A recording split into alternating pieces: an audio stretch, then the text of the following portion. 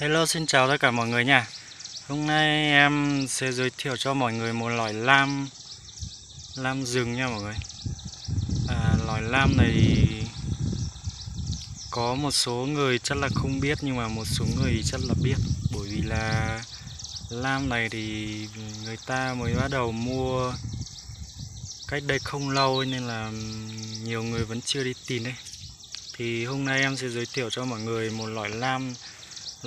Loại lam này cũng là nó mọc lên từ củ nha mọi người. Và nó mọc ở những cái đồi cỏ danh nhá. Đây em cho mọi người xem nhá. Đây nha mọi người, đây là lam củ danh nhá. Trên chỗ em người ta thường gọi là lam củ danh nhá mọi người. Bởi vì là đây cái củ của nó đây nhá mọi người. Nó mọc lên từ củ nhá mọi người ơi. Cái lá của nó rộng. Hoa thì cũng khá là đẹp mọi người ạ. Đây như mọi người thấy đây. Hoa của nó là 6 cánh mọi người nhé.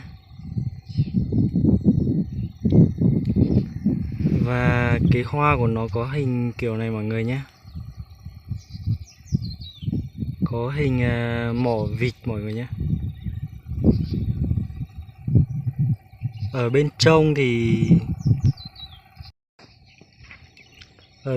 thì nó có một lớp màu vàng nhé mọi người. Còn bên ngoài thì màu trắng xen lẫn với lại màu tím nhé mọi người.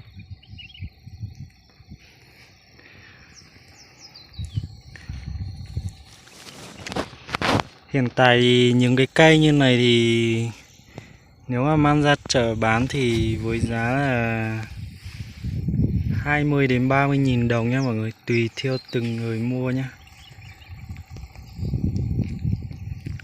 Còn nếu mà hoa của nó dài hơn thì có thể là giá nó cao hơn mọi người nhé. Đây.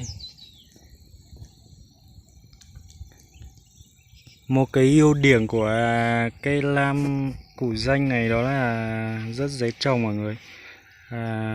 Củ này nó rất dễ sống nhé. Mình chỉ cần đào đất và cho vào trong đấy thì nó sẽ tự khắc mọc lên nhé. Còn nếu mà trồng theo kiểu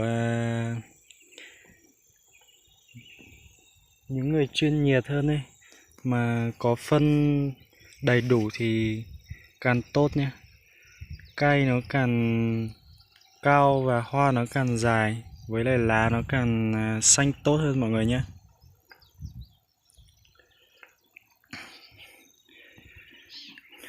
Cả buổi sáng nay thì em có tìm được từng này.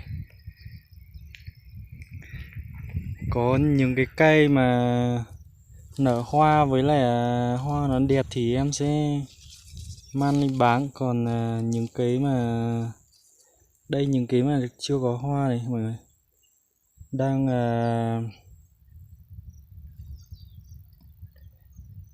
đang mọc mầm non kiểu này thì em sẽ mang về trồng nhé. Trồng khi nào nở hoa thì mang đi bán, còn nếu mà không thì để sang năm nhé. Bởi vì những cái cây mầm non này là nó còn rất là lâu thì nó mới có thể ra hoa được. Giờ nó còn bé lắm mọi người.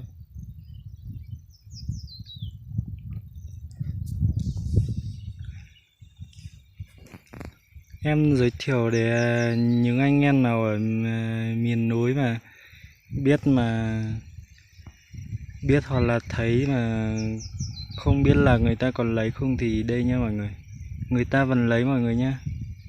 Nhưng mà cái này là mình mang đi ra chợ xong là mình sẽ bày ở chợ người ta mua nhé. Chứ còn nếu mà người đà Hàn thì không có đâu mọi người. Bởi vì là những người thích chơi lam thì người ta mới hay để ý đến thôi, chứ còn bình thường thì chả ai để ý tới mấy cây này.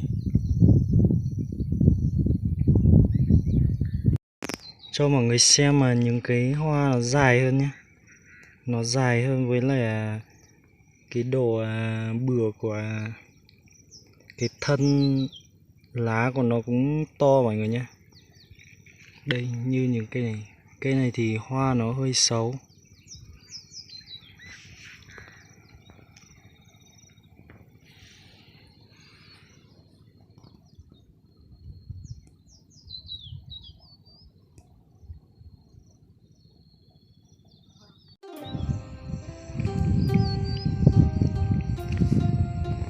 Những cái cây hoa lam củ danh này em đi tìm ở dưới đây mọi người nhé.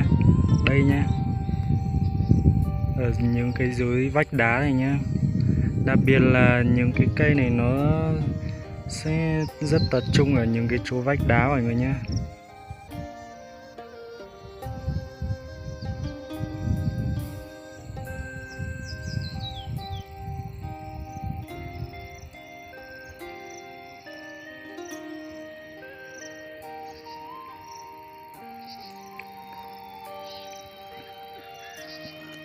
Đây là cảnh đồi núi quê em nhá.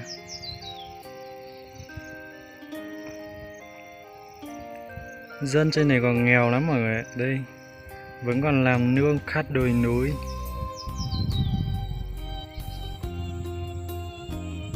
Đây như kiểu những cái vách này, đến mức mà những cái vách này là người ta chỉ đi làm nương thôi, chứ còn thật ra thì trâu bò thì không dám thả, bởi vì là độ dốc của nó dốc quá thì sợ nó lại lam vực ấy mọi người.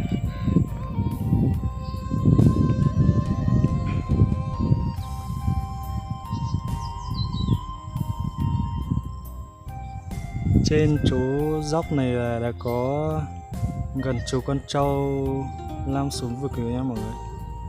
Nhưng mà cái thời đấy là thời em đang học lớp 7, lớp 8 đấy thôi. Chắc lúc đấy em tầm 10 mấy tuổi thôi.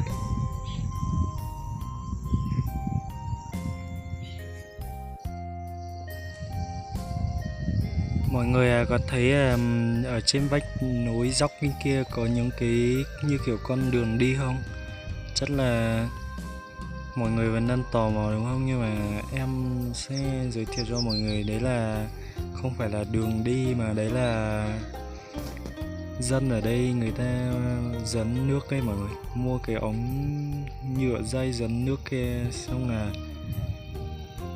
đầu nguồn ở phía sau núi bên kia nha mọi người, thì dân người ta sẽ dẫn nước từ bên kia qua những cái vách núi dốc này để kéo vào ruộng nhà người ta nhé.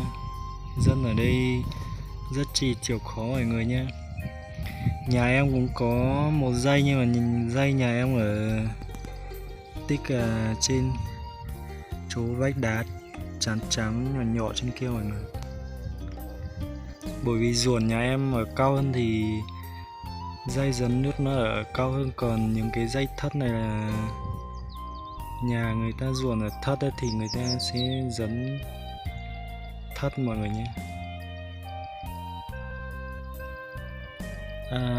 Có nhà đầu tư mua dây dẫn nước này, có nhà phải rơi vào tầm khoảng 40 triệu mọi người nhé, thì mới mua đủ dây để kéo và đến ruộng nhé.